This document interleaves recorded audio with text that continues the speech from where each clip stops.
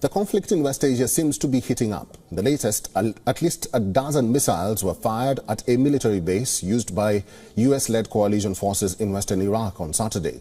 The missiles struck Al-Assad Air Base in Iraq's Anbar province, triggering fears of further expansion of the crisis in West Asia. The US Central Command reported minor injuries across the base from the strike. According to CENTCOM, the Al-Assad base was struck by multiple missiles and rockets reportedly launched by Iran-backed proxies from within Iraq. Most of these missiles were reportedly intercepted. This is after Israel reportedly struck its Syria's capital Damascus early on Saturday, killing 5. The strike flattened a single multi-story building in the Mazen neighborhood in Damascus.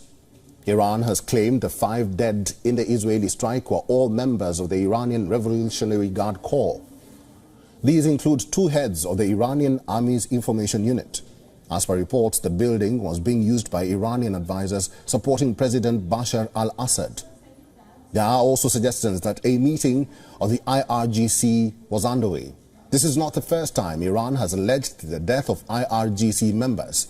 In December 2023, a senior general of Iran's Revolutionary Guard was killed in an Israeli strike. Close to 23 pro-Iran fighters were also allegedly killed in a separate incident in the same month. Since the inception of the Gazan conflict, strikes across West Asia have intensified.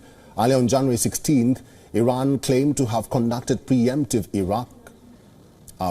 strikes in Iraq and Syria.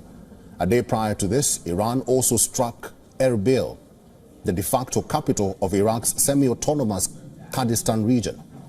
In the same vein, US forces have come under fire at least 58 times in Iraq and over 83 times in Syria by Iranian proxies.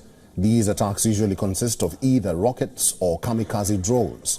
Close to 900 US troops are stationed in Syria and an additional 2,500 in Iraq, mostly to counter the resurgence of the Islamic State threat.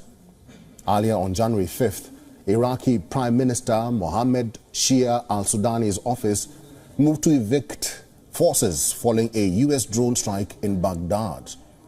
The Pentagon, however, deferred the move, stating that its presence in the country was at the behest of Baghdad's request. WION is now available in your country. Download the app now and get all the news on the move.